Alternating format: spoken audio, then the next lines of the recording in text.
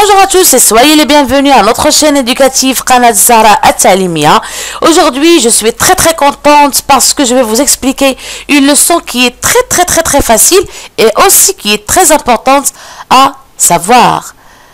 Donc, c'est une leçon de grammaire, d'accord, intitulée la phrase nominale et la phrase verbale. Bien sûr, il y en a des personnes qui ne savent pas la différence entre ces deux types de phrases. Aujourd'hui, soyez sûrs et certains que je vais vous donner l'ensemble d'informations que vous aurez besoin, d'accord, pour savoir la différence entre ces deux types de phrases. Suivez-moi, s'il vous plaît. Bon, lorsqu'on parle de la phrase, bien sûr, on parle d'une suite de mots, d'accord? On dit la phrase est un groupe de mots ordonnés et a un sens. Donc cette phrase-là, à part les autres types qu'on a déjà vus, la phrase déclarative, interrogative, impérative, exclamative, on peut parler aussi de la phrase nominale et la phrase verbale. Bon, la phrase nominale, ou bien la phrase non verbale, d'accord? On peut dire phrase nominale ou bien phrase non verbale. Donc c'est une phrase qui ne contient pas de verbe, d'accord? C'est une phrase qui ne contient pas de verbe. C'est pour cela qu'on l'appelle la phrase nominale. Voici un exemple. Quelle belle classe! Ou bien, l'exemple suivant, bon courage mon fils. D'accord? Ici, ces deux phrases ne contiennent pas de verbe. C'est pour cela on les appelle des phrases nominales. Passons maintenant à l'autre type, c'est la phrase verbale. Donc, lorsqu'on parle de la phrase verbale, bien sûr, à partir du nom, on peut dire que cette phrase-là contient un verbe. C'est l'exemple de Samy écrit la leçon. Regardez ici, bien sûr, on a Samy et le sujet, écrit, c'est le verbe. Donc, c'est une phrase verbale. Taisez-vous, c'est une phrase impérative verbale. Elle commence par un verbe conjugué, un impératif présent. Aussi, on peut dire, par exemple, ne fais pas de bêtises. Et c'est aussi, même si on a commencé par la négation, c'est une phrase verbale. Et c'est une phrase, bien sûr, impérative verbale qui exprime l'interdiction. Est-ce que vous avez compris?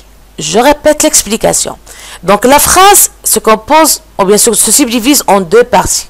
Il y a ce qu'on appelle la phrase nominale et la phrase verbale. La phrase nominale, c'est la phrase qui ne contient pas de verbe. Voici un exemple. Quelle belle classe!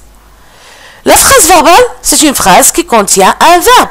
C'est l'exemple. Samy écrit la leçon. Est-ce que vous avez compris, mes chers élèves?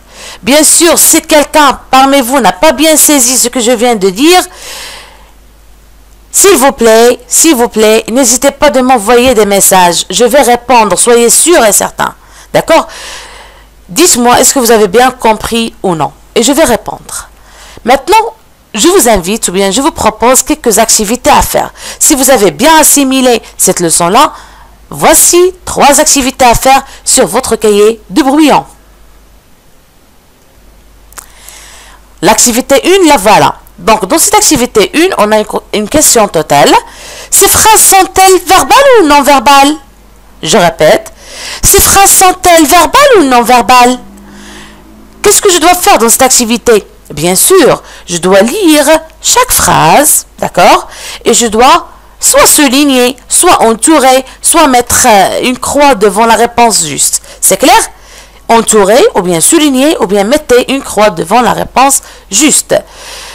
Donc, vous avez ici 4 phrases, donc elles sont faciles, pas la peine de lire. Et vous avez toujours 2 choix. Phrase verbale, phrase nominale, non verbale. Soit non verbale, soit nominale. Lorsqu'on dit phrase nominale, c'est la phrase non verbale. C'est la même chose. Ça y est?